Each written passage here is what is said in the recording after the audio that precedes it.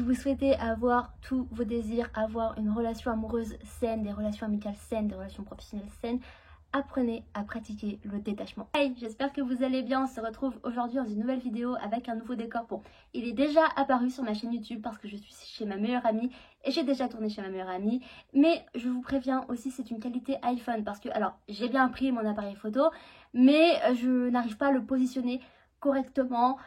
Ça me saoule, j'ai pas mon trépied, donc je me suis dit on va faire à l'iPhone. J'ai un micro, c'est déjà ça. Mais donc aujourd'hui, comme vous avez pu le voir, on va parler du détachement. Je vais vous expliquer pourquoi c'est si important d'apprendre à se détacher et je vais vous expliquer aussi comment le faire. Si vous suivez déjà ma chaîne YouTube, si ce n'est pas encore fait, je vous invite fortement à le faire en cliquant sur le bouton qui est juste en dessous. Mais je vous ai déjà parlé du détachement quand je vous parlais d'énergie féminine parce que quand je vous ai introduit un peu ce concept d'énergie féminine, j'ai parlé du lâcher prise, du détachement. Et je me suis dit que j'allais vous en faire une vidéo parce que vraiment, le détachement, c'est hyper important, autant dans la vie en général que dans les relations. Bref, de toute manière, à partir du moment où vous souhaitez manifester certaines choses, le détachement, c'est hyper important. Donc, dans cette vidéo, je vais déjà vous expliquer ce qu'est le détachement et après, je vais vous expliquer comment on se détache. Donc, sans plus tarder, c'est parti. Tout d'abord, qu'est-ce que le détachement ou alors la loi du détachement? La loi du détachement est une des 7 lois spirituelles et elle a été notamment popularisée par Dr Deepak Chopra. Dr Deepak Chopra fait partie d'un de mes auteurs préférés. Bon, il n'est pas auteur à proprement parler, il est médecin, chercheur, conférencier, etc. Mais lui, Neville Goddard et Joe Dispenza sont vraiment mes préférés. Et si vous souhaitez vraiment lire des livres de développement personnel, de spiritualité, etc., je vous les conseille fortement. Parce que pour moi, ce sont vraiment les 3 auteurs qu'il faut absolument lire à partir du moment où on s'intéresse au développement personnel et à la spiritualité. Pour ce qui est de Dr Deepak Chopra, j'ai 3 livres à vous recommander. Le premier, c'est le livre des secrets. Alors, il est quand même assez gros déjà et si comme vous êtes comme moi, je sais que personnellement, j'aime pas lire des livres de développement personnel, de spiritualité, etc. J'adore ces domaines, mais c'est vrai qu'en lire, c'est pas la chose que je préfère parce que moi, je préfère me divertir quand je lis.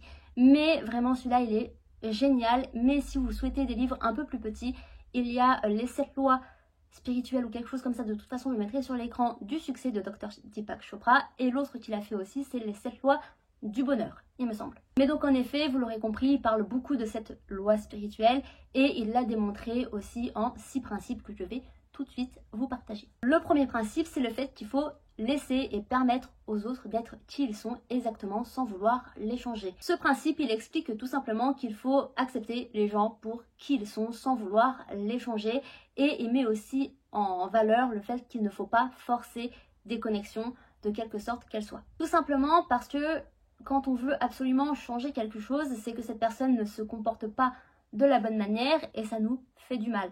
Donc l'attachement au fait de vouloir contrôler une situation ou une personne relève tout simplement de la peur et de l'anxiété. C'est pour ça que parfois on parle dans les relations de l'attachement anxieux. Heureusement, ça crée plus de frustration qu'autre chose parce qu'on va vite se rendre compte quand on force des choses, quand on force des situations, des personnes, là en l'occurrence des personnes, que ça fait vite l'effet inverse. C'est-à-dire qu'une personne, quand elle sent qu'elle n'est pas appréciée pour qui elle est, qu'elle voit qu'on veut la changer, etc., elle a plus envie de courir loin de vous que de courir vers vous. Le second principe, c'est tout simplement de ne pas s'accrocher et de s'attacher aux résultats. Les résultats, ça peut être par exemple, vous avez un métier de rêve, votre résultat, c'est le fait d'avoir votre métier. Le fait d'avoir un business qui fonctionne, par exemple. Mais être attaché aux résultats montre déjà que vous êtes encore dans le contrôle, dans l'attachement, dans l'obsession. Et donc forcément, quand on est trop attaché et quand on ne voit que d'une seule manière les choses, on peut être complètement aveugle à ce qui peut se passer autour de nous et aux solutions que l'univers, la vie, Dieu, j'en sais rien comment vous voulez appeler ça, mais vous l'appelez de la manière dont vous souhaitez, au final ça reste la même chose, enfin dans les faits, dans mon explication ça reste la même chose. Mais donc tout ce genre de choses, donc l'univers, la vie, Dieu, ils ont toujours une manière de nous emmener les choses de la meilleure des manières. C'est-à-dire que parfois on est tellement attaché et obsessionnel par rapport à une seule solution, à un seul parcours, on se dit non, ça va se passer de telle manière, comme ci, comme ça.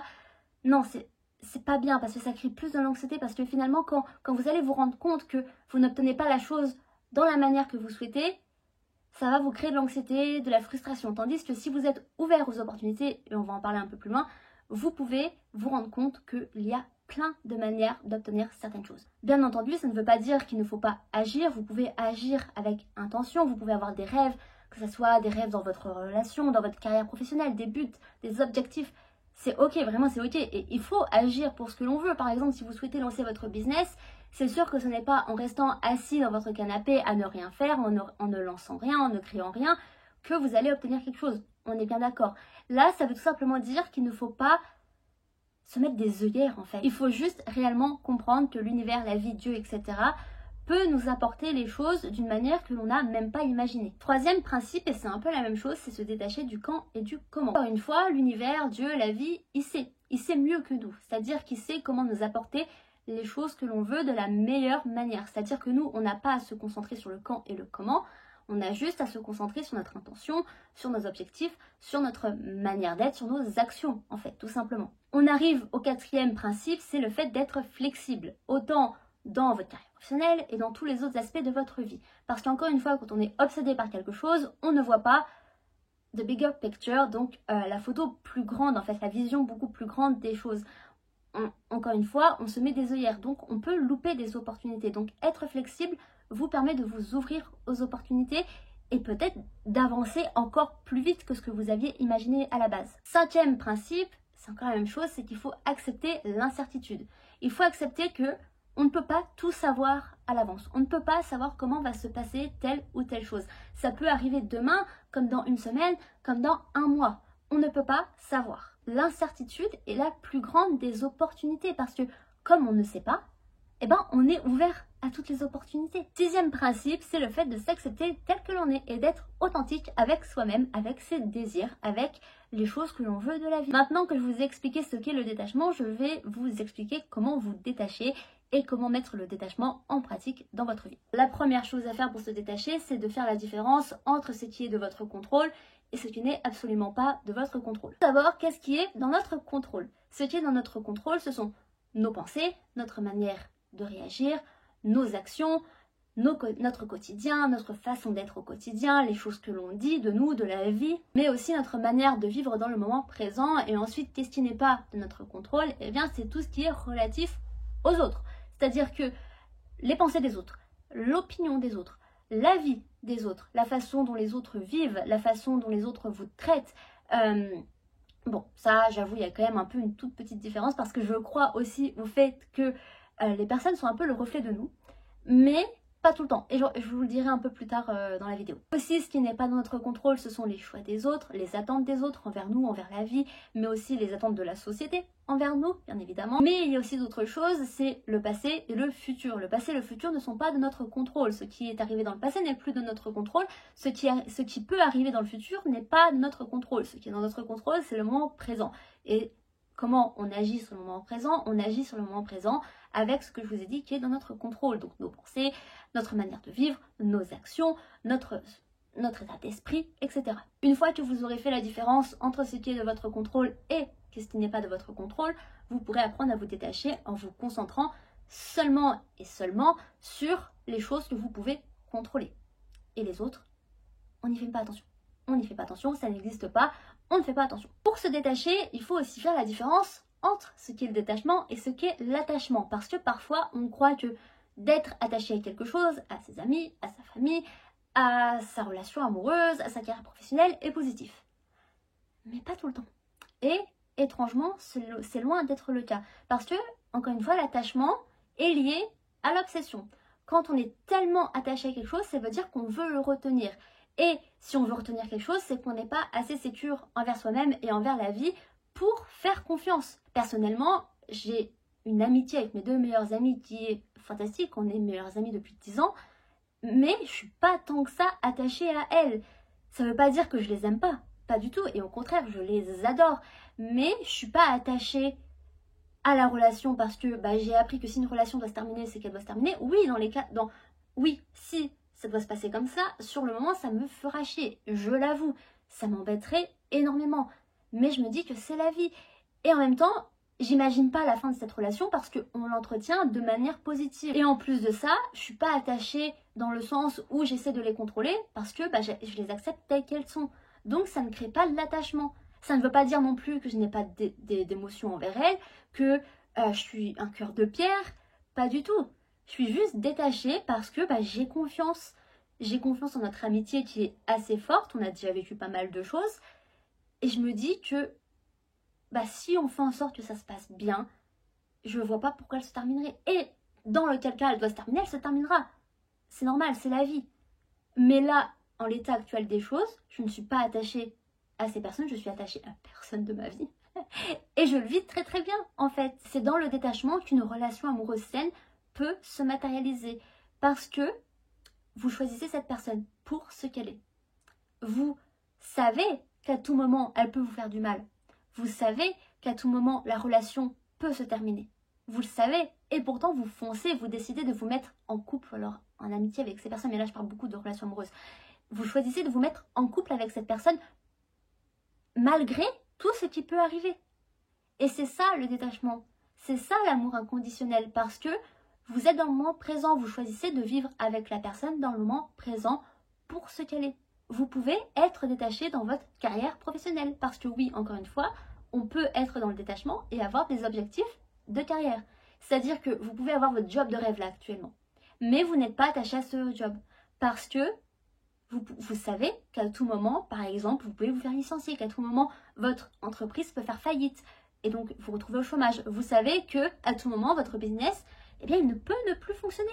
Mais c'est pas grave parce qu'il y a toujours des solutions. Aussi, pour pouvoir vous détacher, il va falloir faire de vous une priorité. Quand vous mettez une personne ou une situation sur un piédestal, encore une fois, c'est parce que vous êtes obsédé. Mais il va falloir arrêter de faire ça tout de suite. Il va falloir vous mettre vous sur le piédestal. Et seulement vous. Parce qu'il n'y a que vous qui pouvez vous donner ce que vous souhaitez. La situation ne peut que vous donner des bonus. Une personne ne peut que vous donner un bonus. Si vous souhaitez obtenir telle situation, tel objectif, telle relation, vous devez déjà vous donner ces choses. Donc, finalement, quand on comprend ça, on sait qu'on n'a pas besoin d'être attaché aux choses. Parce que, encore une fois, si une situation se termine, si une relation se termine, c'est pour quelque chose, c'est pour une raison. Et dès que l'on comprend ça, on comprend donc que peu importe le résultat final, on saura toujours se débrouiller. Peu importe qu'une relation se termine, c'est pas grave parce que vous vous donnez les choses que cette relation peut vous donner. C'est-à-dire que l'amour qu'une relation peut vous donner, vous pouvez vous le ressentir vous-même. Mais il y a aussi d'autres choses dans votre vie, dans votre quotidien, qui peuvent vous donner de l'amour. Il n'y a pas qu'une relation qui peut vous donner de l'amour. Donc commencez à faire de vous une priorité. Pour être détaché, il faut aussi apprendre à dire ok. Par exemple, imaginons votre mec vous trompe. Eh bien, si vous dites qu'il vous a trompé, dites ok et partez. Partez sans rien dire d'autre. Partez et passez à autre chose. Prenez vos clics et vos claques et vous partez sans réagir. Vraiment, je vous l'assure, ne réagissez pas. Après, être détaché ne veut pas dire ne ressentir aucune émotion. Pas du tout. C'est même pas ce que je vous dis. Vous devez ressentir vos émotions, c'est même primordial de ressentir ces émotions. Mais ce que je dis, c'est que par exemple dans ce cas-là, ne montrez pas vos émotions à la personne. Parce qu'elle saura qu'elle peut vous contrôler encore et encore. Parce que vous réagissez, parce que ce qu'elle fait vous fait réagir. A contrario, si elle voit que vous ne réagissez pas, elle va se dire « Bah merde, en fait, elle n'était pas attachée à moi. » Et justement, parce que vous n'étiez pas attaché à cette personne, et comme vous n'étiez pas attaché à cette personne, ça ne veut pas dire que vous ne l'aimiez pas, non. Mais comme vous n'étiez pas attaché à cette personne, eh bien si cette relation ne vous correspondait pas, ne vous correspondez plus, parce que là, actuellement, vous êtes trompé. Est-ce que si une personne vous trompe, vous souhaitez encore continuer la relation? En tout cas, moi je dis que non. Moi, personnellement, j'ai un avis très tranché sur ça. Tu me trompes, tu jartes. Mais en gros, comme vous n'étiez pas attaché, vous pouvez partir. Vous pouvez partir, tout simplement. Et c'est après que vous pouvez réagir, que vous pouvez ressentir vos émotions. Et attention, encore une fois, pour être dans le détachement, c'est cool de ressentir ces émotions. C'est même primordial de ressentir ces émotions, mais il ne faut pas les laisser vous contrôler. Si vous avez envie de chialer parce qu'il vous a trompé, vous chialez, mais pas devant lui. Vous rentrez chez vous, vous chialez un bon coup, et après vous continuez votre vie. Le détachement, c'est aussi ne rien prendre personnellement. Comme on l'a dit un peu plus haut, il y a des choses que vous pouvez contrôler, et il y a des autres choses que vous ne pouvez pas contrôler. Donc, le comportement des autres n'est pas de votre faute. Ce n'est pas de votre faute. Ce qui est de votre faute, c'est votre manière de réagir. Les autres ne sont pas de votre ressort. Donc, encore une fois, si par exemple il vous a trompé, ce n'est pas de votre faute, c'est de sa faute à lui. C'est lui qui a un problème. Basta. Il n'y a rien d'autre à dire, c'est lui qui a un problème. Alors oui, je suis d'accord. On dit souvent, surtout en manifestation, que les autres sont le reflet de nous-mêmes. Mais alors, parfois, il y a des situations ou je suis pas d'accord. Je suis désolée, mais un pervers narcissique, c'est déjà lui qui a un problème avec lui-même, qui a eu une mauvaise éducation, qui a eu des problèmes, des traumatismes et qui l'a pas soigné. Mais c'est de sa faute à lui. Voilà, bien entendu, ces traumatismes ne sont pas de sa faute. Hein. On est bien d'accord, tout traumatisme n'est pas notre faute à nous. Mais les pervers narcissiques, enfin c'est juste qu'ils ont décidé de faire chier leur monde et qu'ils en ont rien à foutre des autres. Donc là, oui, eux c'est des sans-cœur et ils sont pas dans le détachement parce qu'ils sont attachés à vous faire du mal. Mais ce n'est pas de votre faute. Donc il y a aussi des autres cas où ce n'est pas de votre faute. Il vous a trompé, c'est pas de votre faute. Aussi, il faut comprendre que tout le monde a des opinions. Tout le monde aura un avis sur vous, sur votre vie, sur vos choix, sur vos situations, etc. Et spoiler alerte, oui, ils peuvent être différents des vôtres. Et encore une fois, ce n'est pas de votre faute. Donc, ne prenez rien personnellement. Si ce n'est pas une critique constructive, ne prenez rien personnellement parce que dans ces cas-là, c'est soit une question d'éducation différente, soit une question de croyance limitante, soit une question tout simplement de jalousie. Donc, on ne fait pas attention à ces situations, à ces avis qui ne sont pas constructifs. On les laisse tomber. On les enregistre même pas. Vous entendez ça, vous laissez passer de l'autre côté. La seule chose qui est de votre contrôle, encore une fois, c'est votre manière de réagir et votre manière d'être authentique avec vous-même. Si vous êtes à l'aise avec vos choix, avec vos situations, avec votre manière de vivre, alors n'écoutez que vous. Parce que, encore une fois, c'est vous qui êtes sur le piédestal. C'est vous qui décidez ce que vous laissez, ce que vous ne laissez pas dans votre vie. Donc, pour être détaché, restez authentique avec vous-même et avec vos limites et respectez surtout vos limites. Donc, pour conclure, on apprend à se détacher en arrêtant de forcer ou de contrôler des situations, des personnes, de forcer des connexions. On se détend quand on arrête de contrôler le parcours et le résultat. On se détache quand... Qu'est-ce que j'ai dit? J'ai dit on se détend ou on se détache? Je ne sais plus. Mais c'était sûrement... Je crois que j'ai dit détend. Mais du coup, je pense que c'était pour dire ce que je vais dire là. Mais on se détache quand on se détend et quand on vit dans le moment présent, bien entendu. Coucou étoile, tu veux dire bonjour à la vidéo? On se détache quand on apprend à être qui on est, en nous acceptant tel que l'on est. Et surtout, on se détache quand on comprend que tout arrive pour une bonne raison. Je le répète, tout arrive pour une bonne raison. Mais donc voilà pour cette vidéo sur le détachement. J'espère qu'elle vous aura plu, qu'elle vous aura éclairé sur ce principe qui tourne énormément sur les réseaux sociaux ces dernières années. En tout cas, si ça vous a plu, je vous invite à laisser un petit like. N'hésitez pas à dire en commentaire, vous, vos conseils que vous avez pour vous détacher. Je pense que ça pourra aider pas mal de monde possible et peut-être moi. N'hésitez pas aussi à vous abonner, ça me fait plaisir, ça m'encourage et en plus de ça, c'est gratuit. Je vous remercie d'avoir regardé. Moi sur ce, je vous fais de gros bisous et on se retrouve dans une prochaine vidéo.